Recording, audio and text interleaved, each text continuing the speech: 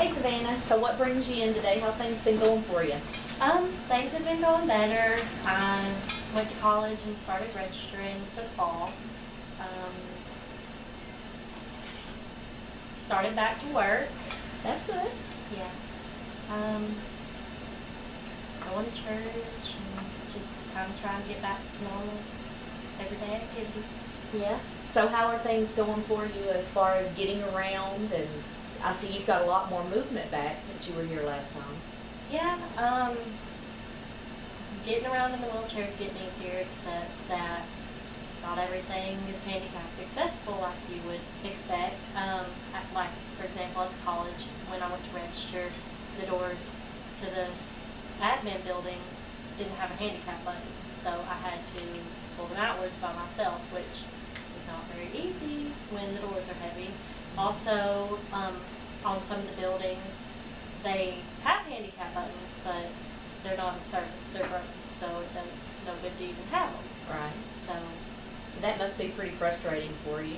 yes, very frustrating, because I mean, my situation's temporary, but having to look and think about people who this is permanent, they always have to deal with this stuff. I guess I just really wasn't aware what isn't handicap accessible.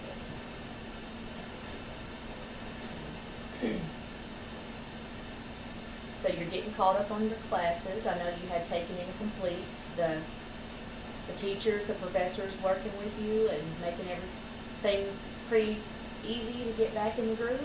Yeah, they've been wonderful. I finish one class up next week and start another one, so they've been very helpful and continuing to check on me and working around my schedule, which is very nice of them. Yeah.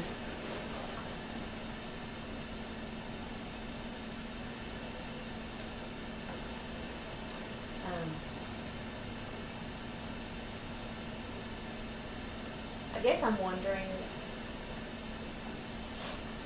I know the last time you were with me, you talked about having some depression from, you were an honor student in high school, you were a cheerleader, very active, go hunting with your boyfriend, go fishing, do all those things that we take for granted every day, and now you are in, you're in a wheelchair, and so I know that's had to be hard for you. And you were talking about some depression last time, so I was just wondering how your mood has been since you were here last. Have you felt like it's elevated, or is it about the same, or how's that going? Well, it's definitely an adjustment, being in a wheelchair and not being able to walk. But physical therapy and stuff is helping, and I'm seeing some improvement, so that's encouraging. So hopefully the wheelchair will not be around much longer. So you're getting up and walking a little bit, or? Yeah, they have me on a walker, and my left leg's still pretty weak, so I use a leg immobilizer.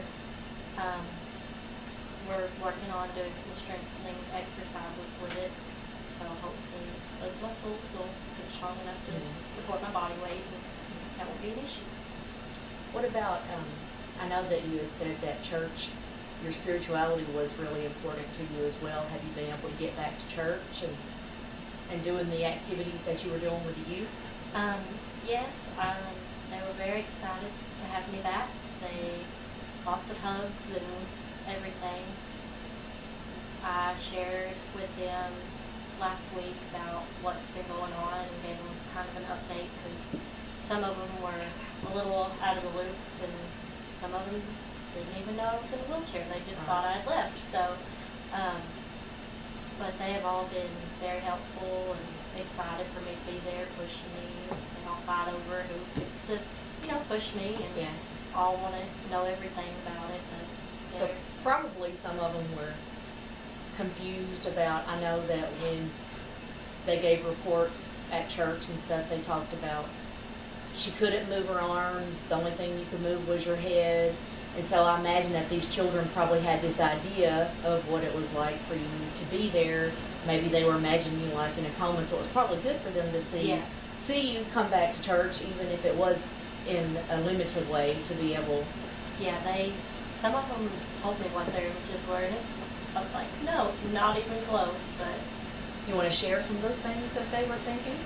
Um, I guess essentially kind of like the war, like some horrible disease had taken over my body, and like they didn't just imagine like I just couldn't move, like it was I'm sick, like stuff's like bleeding, like kind of like maybe even like a car wreck type scene, like wrapped up in gauze. Yeah, wrapped, can't move, like full body cast type. So that gives you an idea of how people perceive disabilities, in different ways. Because I know I've had other people that have told me that they have people talk especially loud to them, even though they're not hard of hearing, Yeah, I had that experience the other day at Walmart, actually. The cashier kind of looked down and was talking really loud at me like that. Like because my legs don't work doesn't mean I can't hear or whatever. Lots of people kind of get the idea that just because you're in a wheelchair that you must be stupid or have a mental disorder or something. It's not just a physical disability. So therefore you're talked down to and made feel stupid, which has definitely been an experience. Exactly. Coming, from, like I said before, where Normal. You were an art, well, you weren't just normal, you were an honor student and cheerleader and somebody in your school that was looked up to, and then this happened, and now people treat you, poorly, I guess, or like you're stupid. Like yeah, it's definitely different to see people's attitudes from the other side of things, not just watching somebody get picked on or talked down to like that. You're on the end of it now, so it really makes you have a change of heart towards those people, because not only are they dealing with their disabilities, they're also dealing with people's reactions and stupidity to the whole situation. That's true.